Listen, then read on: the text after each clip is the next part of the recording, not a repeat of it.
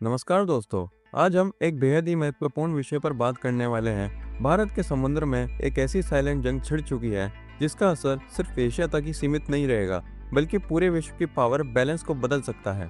हम बात कर रहे हैं इंडियन ओशन की, जहां एक तरफ है हमारा भारत और दूसरी तरफ है चाइना। सवाल यह है कि इस बड़े समंदर पर किसका राज होगा। भारत इस ओशन को सुरक्षित रखने के लिए क्या कर रहा है, और क्या चाइना का स्ट्रिंग ऑफ पर्ल्स स्ट्रेटेजी सच में कामयाब हो रही है। आज हम इसी स्ट्रेटेजिक वॉर को डिकोड करेंगे। इंडिया वर्सेस चाइना नेवी, कौन करेगा इंडियन ओशन पर डोमिनेट। तो दोस्तों, ये टॉपिक मैंने क्यों चुना, इसकी वजह बेहद ही गहरी है।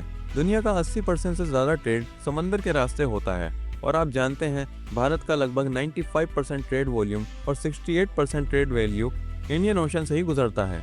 ये ओशन सिर्फ पानी का एक बड़ा सा एरिया नहीं है, यह भारत की इकोनॉमिक लाइफलाइन है। हमारी एनर्जी सिक्योरिटी इसी पर निर्भर करती है, और ये हमारे देश के लिए एक बहुत बड़ा डिफेंस बफर भी है।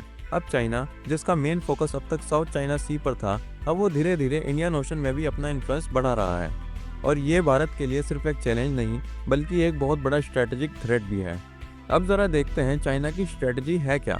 चाइना की नेवी साउथ चाइना सी से निकलकर इंडियन ओशन में अपनी प्रेजेंस बढ़ा रही है। वो श्रीलंका में पोर्ट्स डेवलप कर रही है, पाकिस्तान के ग्वादर में उनका बड़ा इन्वेस्टमेंट है, डिजिबोटी जो अफ्रीका में एक स्ट्रेटेजिक लोकेशन है, वहाँ भी उनकी प्रेजेंस है, और म्यांमार तक वो अपने पोर्ट्स बना रहे हैं। इस पूरे नेटवर्क को स्ट्रिंग ऑफ पर्ल्स कहा जाता है।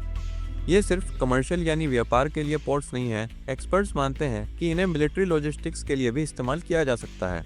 और अगर हम चाइना के पीपल लिबरेशन आर्मी नेवी यानी PLN की बात करें, तो उन्होंने 2030 में 350 से भी ज्यादा वॉरशिप का स्ट्रेंथ पार कर लिया था। नंबर के हिसाब से अब वो दुनिया की सबसे बड़ी नेवी बन चुकी है।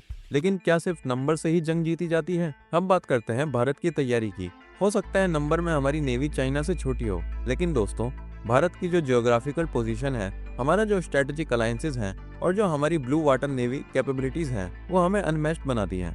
हमारे पास INS विक्रांत, INS विक्रमादित्य जैसे बड़े एयरक्राफ्ट कैरियर्स हैं जो समुद्र में हमारी ताकत दिखाते हैं। हमारे पास स्कॉर्पियन क्लास की मॉडर्न सबमरीन्स है, ब्रह्मोस जैसी डेडली मिसाइल्स और एडवांस सर्विलेंस एयरक्राफ्ट हैं जो दुश्मनों की हर मूवमेंट पर नजर रख सकते हैं। और सबसे इम्पोर्टेंट बात, हमारे अंडमान और निकोबार कमांड, ये बेस मलाका स्ट्रेट के पास है। और क्या आपको पता है, चाइना का लगभग 60% ऑयल इसी रास्ते से गुजरता है। यानी अगर कभी कोई कन्फ्लिक्ट हुआ तो भारत सिर्फ इंडियन ओशन को डोमिनेट ही नहीं करेगा, वो चाइना की इकोनॉमिक लाइफलाइन को भी चौक कर सकता है। भारत की एक और बड़ी ताकत है हमारा इंटरनेशनल सपोर्ट।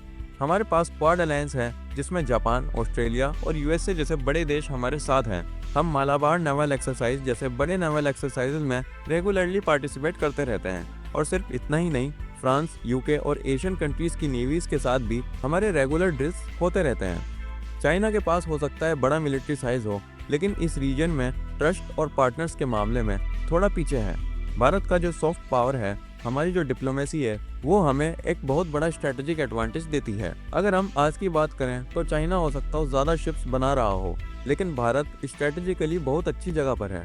हमारा कोऑर्डिनेशन बेहतर है और हमारी नेवी ज्यादा बैटल प्रूवन है।